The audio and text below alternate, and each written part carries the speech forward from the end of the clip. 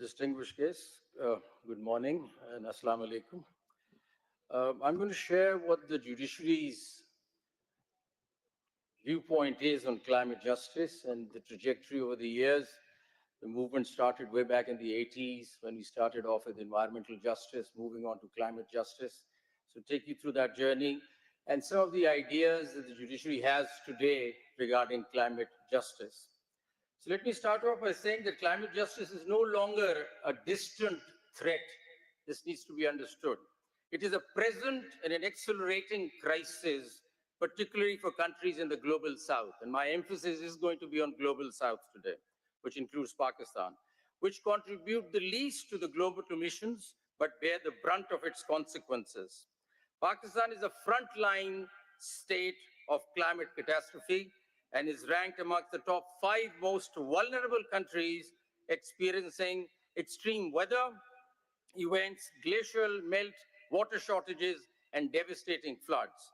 I don't need to go into examples, but floods and disasters, if you look at that, in 2022, floods submerged 1/3 of the country, displacing over 33 million people, causing $30 billion in damages. And I'll come to the $30 billion later. Exposing the urgent need for climate adaptation and finance. Glacial melt and water crisis. Pakistan relies on the Hindu Kush Himalaya glaciers, which are melting at alarming rates. This threatens the Indus River system, the lifeline of Pakistan's agriculture, pushing the country towards severe water scarcity. Extreme heat waves and droughts, rising temperatures such as 50 degrees centigrade plus heat waves in Jacobabad are making some regions unlivable, increasing health risk and straining energy and water resources. Economic and social impact. Agriculture, employing almost 40% of the workforce, is suffering from erratic monsoons, leading to food insecurity, displacement, and economic instability. Just to give you a few examples and to define what is really happening right now. We must realize that global south faces a dual injustice. First, the disproportionate burden of climate impacts, and second, the structural barriers that limit their ability to respond effectively.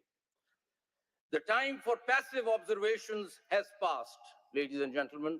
The time for passive observation has passed. We must rethink and rebuild our approach to climate justice. The architecture of climate justice in the global south must rest on firm and independent pillars.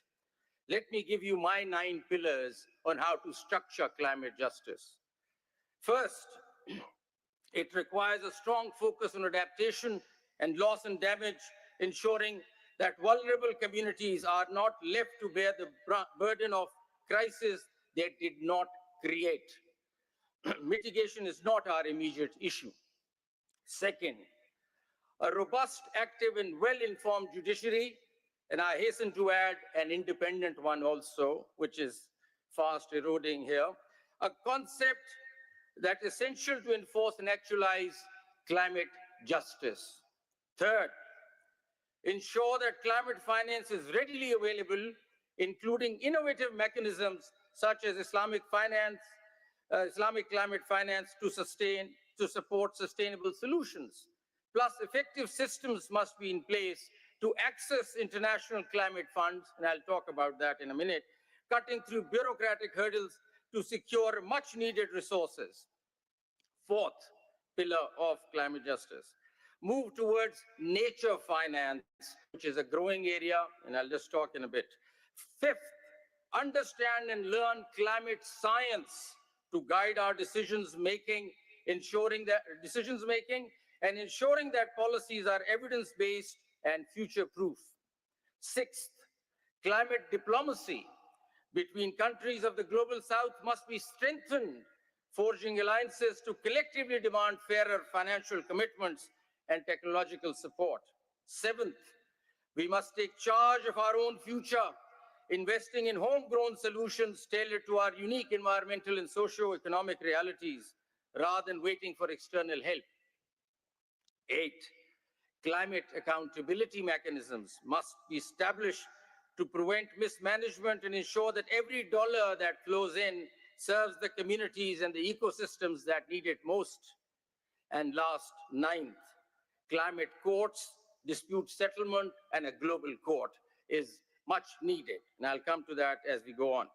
So please remember, ladies and gentlemen, climate justice is not just an aspiration. It is a structure we must build with intention, urgency, and collective resolve led by our own hands. The future of our planet depends on climate justice, structure we build today. Here are some of my humble suggestions, and I'll share how we go about it. And this is all how we look at things sitting in the court and dealing with matters that come before us. And that's the thought process that's gone into all this that I'm saying and sharing with you today. So traditionally, courts in the global south have approached environmental justice by holding domestic polluters accountable through penalties and regulations.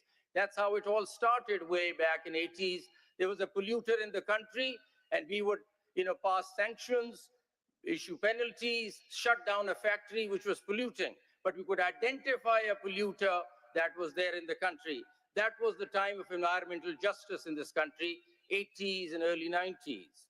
We applied principles like polluter pays principle, public trust doctrine, intergenerational equity, precautionary principle, etc., and dealt with the issue. That was a whole body of environmental justice at the time.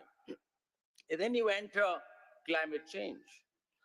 With climate change, the primary polluter often lie beyond national borders, shifting the focus from the local enforcement to addressing adaptation and loss and damage. There is no polluter here. It's outside our jurisdiction. The whole paradigm shifts in climate justice. We need to look at multi-sectoral issues dealing with agriculture, irrigation, whatnot. So this transformation makes climate justice a multi-sectoral issue and a larger issue compared to judiciaries in the north. Judiciaries in the north are simply looking at mitigation, which is emission control. We're looking at a very broad canvas in Pakistan or global south. This transformation makes climate justice a multi-sectoral issue for the global south. The ambit of climate justice, which largely rests on adaptation, now includes water security, agriculture, food security, disaster risk reduction, health, urban planning, infrastructure, ecosystems and biodiversity, energy, finance, and capacity building. The scope totally changes. As a result, the scope of the climate justice for a judge in global south is far broader than a judge in the global north, where legal frameworks primarily regulate emissions. So jurisprudential trends. Let me just, before I go on to the more meaty areas that I want to talk about, just to give you a sense on what the courts have been doing and some of the trends that we developed. I'll not go into cases, but I'll talk about what trends came out in the last 20 years or so. So first of all, when we started dealing with climate cases, we came up with adaptive jurisprudence, and that's what we coin it as. Why adaptive jurisprudence? Because it deals with adaptation. It is not mitigational jurisprudence as we have it in the north. We have adaptive jurisprudence, which is unique to global south, and especially Pakistan, where some of the judgments have had a global acceptance also. So number one trend is the adaptive jurisprudence, pushing government to adapt as opposed to mitigational jurisprudence. We came up with a model of setting up commissions to deal with this. All our cases dealing with climate change deal with setting up commissions. The courts can't really, deal with all these issues during the court hours. So we came up with setting up commissions as a climate change commission, a smoke commission, or Hobara Bustard commission. There are a number of commissions. That's the technique Pakistani courts have adopted. And those commissions have a unique feature. Because the court can't really spend that time in understanding how to go about it, I call it participatory justice. We invite the government, who becomes part of that commission. We have international experts come sit in that commission. It helps as a capacity building for the government as well, and they understand what solutions are best to take the matter, the agenda forward. And it is more or less inquisitorial jurisdiction rather than adversarial jurisdiction, that says. So commissions have been rather unique in our climate justice jurisprudence, and that's how we've approached these matters. Let me just share with you that the first case that came was Asghar Laghari case when I was at the High Court. It just landed in my court. And a farmer simply said, sir, this climate change is coming and it's going to bring droughts here and I'm going to lose out on my agriculture. And there is a climate change policy that the federal government has, which is lying on the shelf. Nothing has been done about it. Please push the government to do something about it. So we issued a mandamus. And I still remember that the government that came at that time and we set up that commission had no clue what climate change was all about. They had just heard about global warming and they said, well, climate change 101, but that's about it. They had no sense and idea on how to sort of deal with the issue. So we set up a climate change commission with IUCN and WWF and others sitting there to capacity build the government as to how to go about it. And by the time I left the High Court, 60% of those short-term policy matters were actually actualized and looked after. Because of that commission, the government understood how to deal with this because the experts were sitting next to them. So in a very participatory kind of a process, we dealt with that. The third ingredient that comes out of our jurisprudence is human dignity. The whole thing rests on human dignity. The entire jurisprudence is anchored in human dignity. At the core of human dignity is the autonomy of the individual will, recognizing man to be a free agent, possessing freedom of choice. Dignity is universal and intrinsic to a human being. Climate change affects all aspects, essential aspects of personal life, raising issues of water security, food security, health security, and energy security. With all these insecurities, a person's ability to design his own life, plan his plan is weakened and his ability to make choices becomes difficult. Climate change can diminish individual and collective quality of life and with it, human dignity. And that's how we look at it. And that's why the court interfered on this fundamental right, which is non-negotiable under our constitution. One of the strongest fundamental rights that our constitution has is right to human dignity. We went further. We said we need to now talk about dignity of nature. Let's get rid of this human aspect and let's move on. And we talked about dignity of nature because human dignity is therefore incomplete if it does not factor in dignity of nature. In upholding the dignity of nature, do we actually uphold human dignity? So that's the step forward that we went. We also changed the approach on deciding matters. We went into biocentric approach in attending to issues. We said there has been a recent rise of jurisprudential thought which rejects the false dogma of humans over nature and instead recognize our interconnectedness with natural world and acknowledge its rights to exist, persist, and maintain its vital cycles. The transition from an anthropocentric approach denoted by the right to the environment to a biocentric approach constructed around rights to nature. That's been a paradigm shift in our approach on the judicial side. So we also gave nature a legal personhood. Granting nature a legal personhood is a transformative step in environmental protection, recognizing ecosystems as rights-bearing entities rather than mere property. This legal status allows rivers, forests, and other natural entities to have a standing in court, enabling legal action against environmental harm. The key advantage is that it shifts the focus from human-centered exploitation to ecological preservation, ensuring that environmental interests are directly represented. So countries like Ecuador, New Zealand, and Bangladesh have already implemented this approach, leading to stronger conservation efforts and accountability. We've also introduced, and that's now very close to my heart also, Islamic environmentalism. In one of our recent decisions, we've gone back to the holy book, the Quran, and looked at that how, 90% of it really talks about environmental issues. And that wisdom we brought into the courtroom. And if you see the recent judgment, it talks about, for example, I'll refer to it, the concept of Tawheed, unity of God. The Quranic concept of Tawheed underscores the idea that all things come from one creator. This perspective encourages holistic approach to the environment, viewing the earth and all its inhabitants as interconnected and interdependent. Stewardship, Khalifa.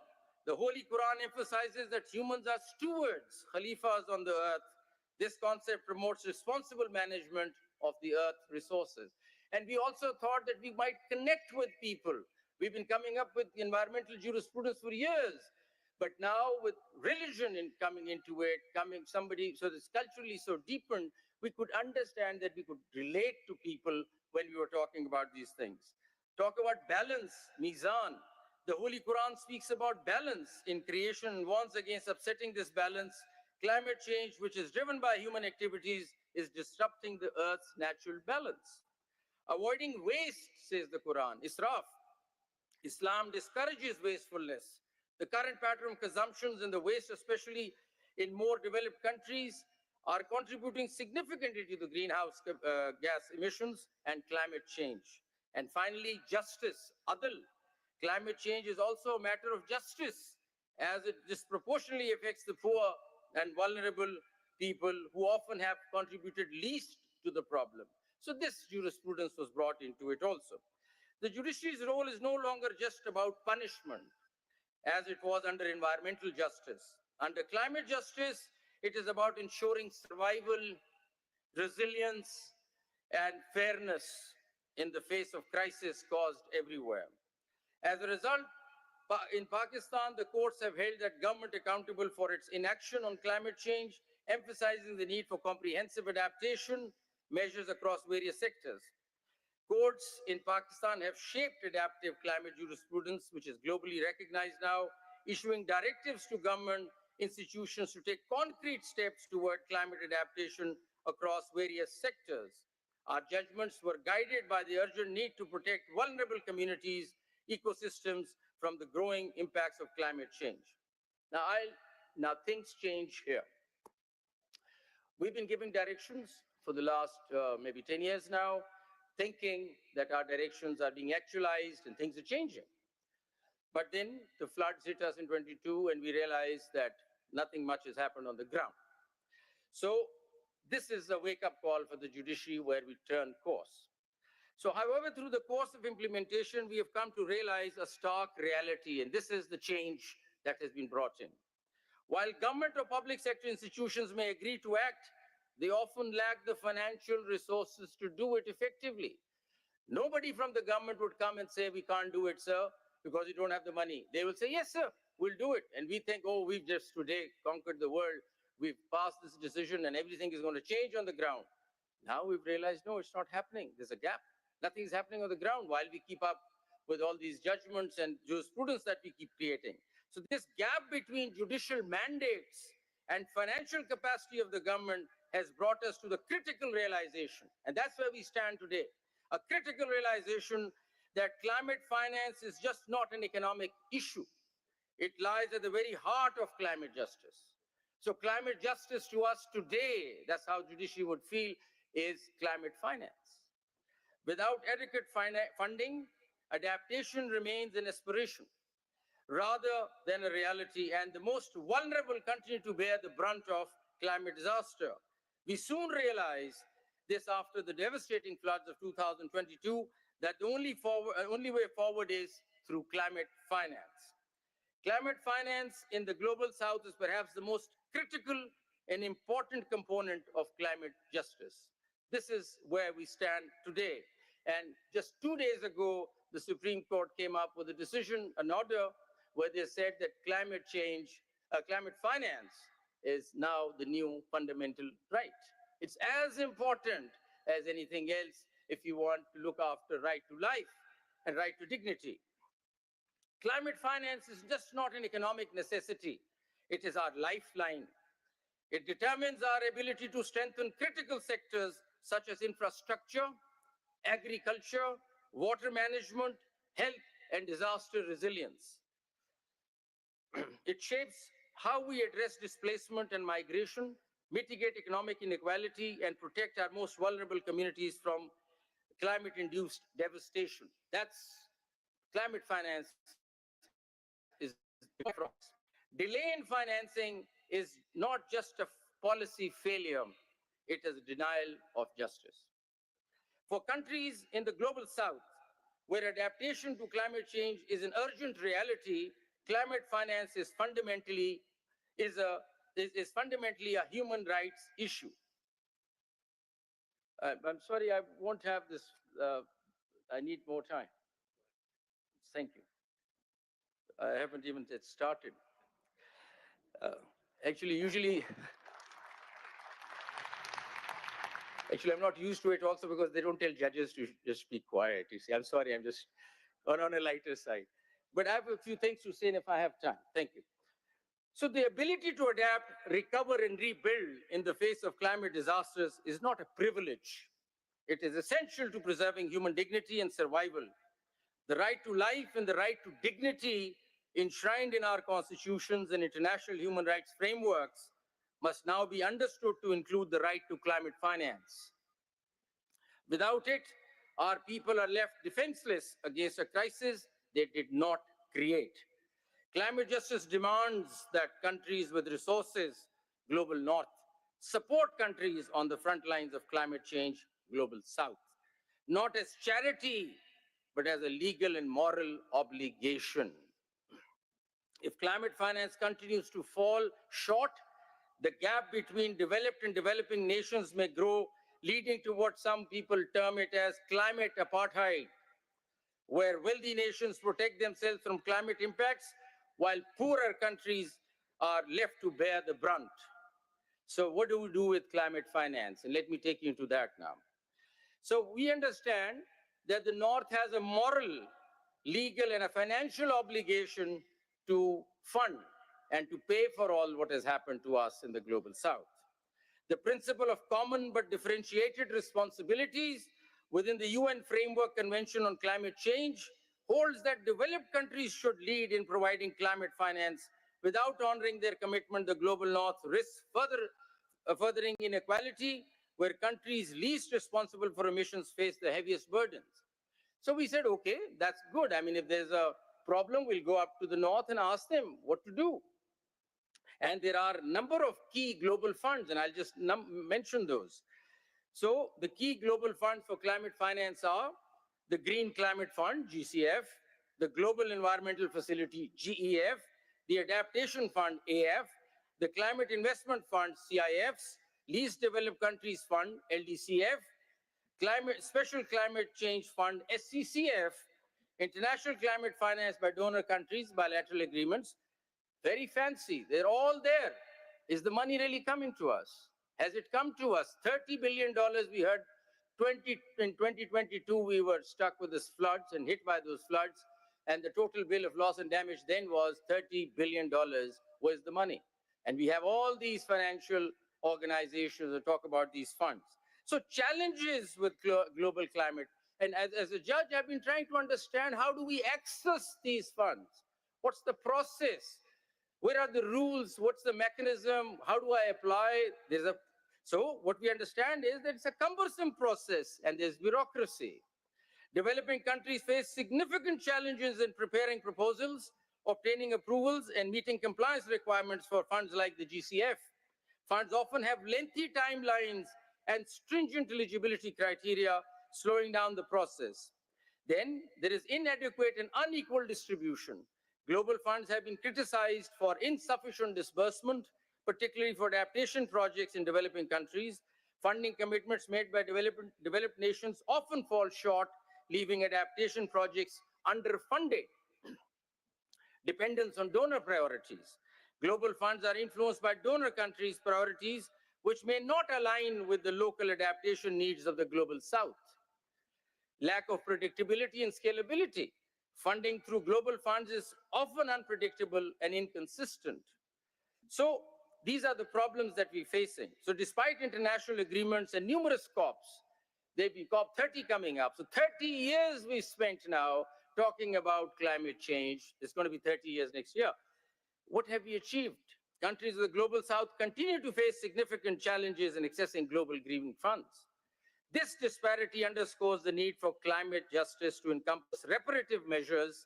Hence, climate justice is increasingly shaping into reparative justice. That's yet another term that has come. Identifying international climate finance to be nothing else but a climate debt. that they owe it to us and they must pay. So, so the climate, I don't want to go into the reality because in the 30 billion figure that was quoted earlier, and I think everybody quotes that, we've heard that $3 billion have been approved. I am not sure if it has come. I can't go onto a website and find out for the floods in Pakistan 22, how much money has trickled down, what has actually gone down to that village, how much money has gone down there, I don't know. With all the power and access that I have to information sitting in the Supreme Court, I cannot lay my fingers on it. I don't know where is the fund. Where is that $3 billion? Where has it gone? Has it reached that poor chap who was, thrown out of his house? I don't know. So this is the reality. So what do we do now? So the crucial lesson, had the global north succeeded in mitigation, the need for adaptation would not have arisen. I mean, it's very clear. Had they been successful in mitigating, adaptation would not have arisen. And if adaptation had been effective, there would have been no loss and damage. This successive failure teaches us a crucial lesson. We cannot wait for external solutions. The global south must take charge of its own climate future, developing localized adaptation strategies, securing climate finance on its own terms, and ensuring that justice, not dependency, shapes our response to this crisis. So let's look inwards. What can we do sitting at home now? Because nothing is coming from outside, and climate finance is key to all this climate justice issue. So what do? We look at our Climate Change Act 2017, and we see that there is a provision in the Climate Change Act 2017 that you must have a climate change authority in the country, and you must have climate change fund. Coincidentally, the case came up before us through a public interest litigation where somebody, citizens came up to the court and said, sir, this law has come out in 2017 and there is no climate change authority, it's 2024. And there is no climate change fund. The most serious existential threat Pakistan faces is climate change, yet we do not have a climate change authority, yet we do not have a climate change fund. Law came out in 2017. So we reached out to the government, we called them, they've been working on it perhaps, and the last information that I have, the authority is yet not been constituted, and there is not a penny in the climate change fund account. That's how sad it is. The court asked at that time, in the recent budget, have you allocated any money for the climate change fund? They said no. Maybe they've done it now, but I'm just telling you what happened earlier. So no such authority and no such fund. Okay, fine. So that's what's happening locally. But then let's look at Islamic financing. Becomes very important now, to my mind, to deal with these crises. Sukuk is a bond, is one of the best instruments for climate finance in the global south due to its inherent principles which align closely with the objectives of environmental protection and social justice. Here are the reasons why Sukuk is particularly well suited for addressing climate finance challenges in the global south. Number one, it's faith aligned and based on ethical principles, rooted in principles of social justice, equity, and sustainability. Then it's an asset-backed and project-specific. I'm no banker. We have the finance minister just walk in. So he would know a lot more about it. But as a judge, we think that the only solution to this problem could be through Islamic financing and maybe through Sukuk bonds. So it also carries flexibility and local ownership. It carries efficiency and timely disbursements. It has innovative financial structures. Sukuk can be tailored to match specific climate adaptation projects. Examples are Green Sukuk, which targets sustainable development goals in environmental projects, lower reliance on external approvals, and then financial inclusion is also a part of it. So our stress now has been that, yes, Islamic climate finance is a great way forward. And we look around in the region and we see that Green Sukuk in Malaysia, which is a pioneer in Green Sukuk issuance, has come up with a 58 million finance as a large-scale solar project through Sukuks. It demonstrates the use of Sukuk for renewable energy projects that help mitigate climate change. Indonesia's Green Sukuk has issued multiple Green Sukuk to finance renewable energy, sustainable transportation, waste management, and adaptation projects. Similarly, There have been efforts in the Middle East, in the UAE, as well as in the South, in Saudi Arabia. I don't need to go into the details. The Islamic Development Bank has also come up with Green Sukuk. So these examples are there around us that we could look at. We could also then move forward and look at other sources of Islamic finance. For example, the Waqf, which is an endowment, a perpetual charitable endowment where assets or funds are set aside for public benefits such as education, healthcare, or environmental conservation. For example, the Cash Waqf for Climate Change Fund, initiated by the Islamic Development Bank, supports sustainable development projects in member countries. In Indonesia, Waqf funds have been used to finance small solar projects or solar energy projects for rural communities. So there's a huge size of Waqf. I mean, we look at that when cases come to us in the court, we understand that there's a huge energy there available in the Waqf that is there in the country, needs to be channelized. Zakat, which is charity, a mandatory charitable contribution for Muslims, typically 2.5% of the annual savings, which can be directed towards alleviating poverty and supporting social causes. An example could be zakat has been used to provide clean water and renewable energy in sub-Saharan Africa, as seen in the projects of organizations like UNHCR, Zakat Fund.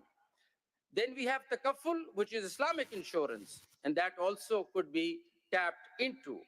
Not my area, but this is what's happening around us, and we have just identified that we can't do anything because global funding isn't really coming to us. And lastly, as far as finance is concerned, I'll refer to Istisna, which is manufacturing or construction finance. That could be also looked into, and there are examples in Saudi Arabia regarding this. And I move on.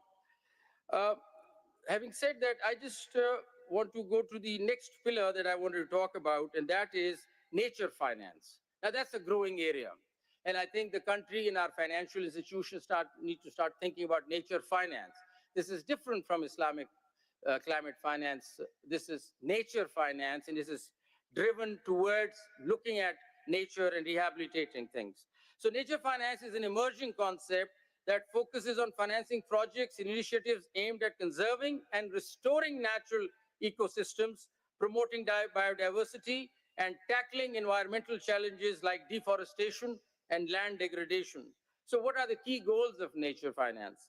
Support biodiversity conservation, promote sustainable land and marine use, enhance climate resilience by protecting ecosystems like mangroves and wetlands, develop nature-based solutions to climate challenges like afforestation or reforestation.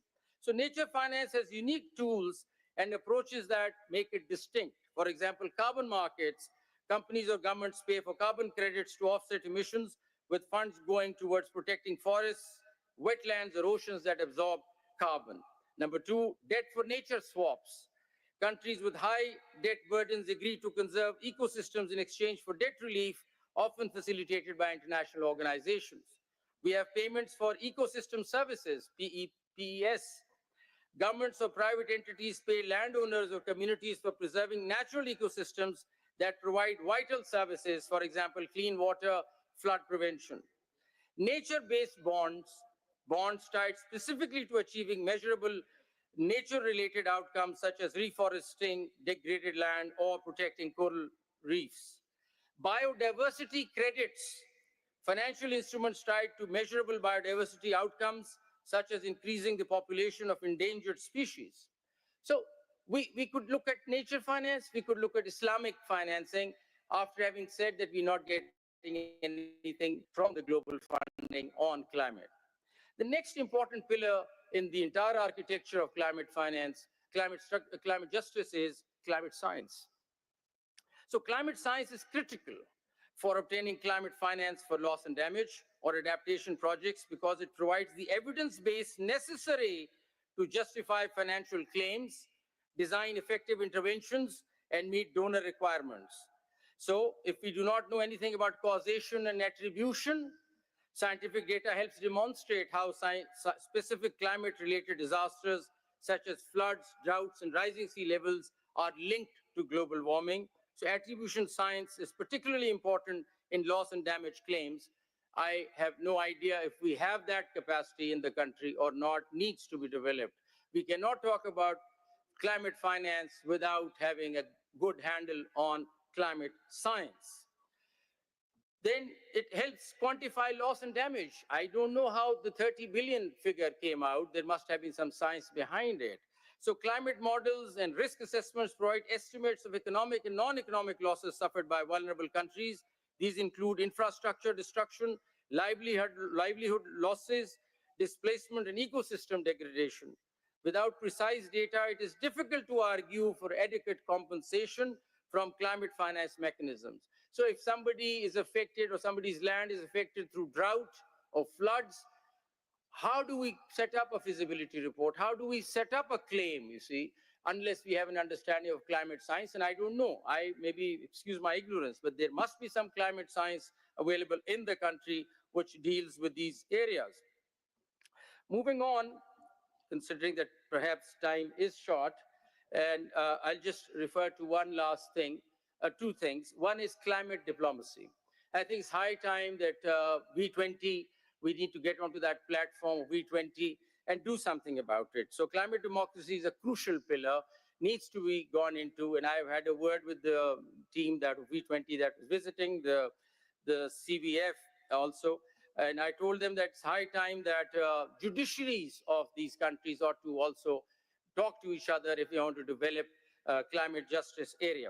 And lastly, my submission is that we need to get into homegrown solutions. It's about time that we look at how we're going to do things on our own and not really rely on external help and support, which isn't really coming our way. So homegrown solutions, in a recent case where land was acquired 30 years ago to set up a water treatment plant, and we're just waiting for international donors to pay us 80 billion rupees to set up a water treatment plant. And we've recently held that, please, there are homegrown solutions, because these water treatment plants are at the very edges of River Ravi, and contaminated water is flowing into River Ravi. But it means that for the last 30 years, it's been flowing in because we're just waiting for funding. So I think we could have talked about local solutions to that issue and should have dealt with that at that time. So I'll just close by referring to by saying that the fight against climate change is not just about survival. It is about reclaiming our agency and shaping a resilient future on our own terms. Thank you so much.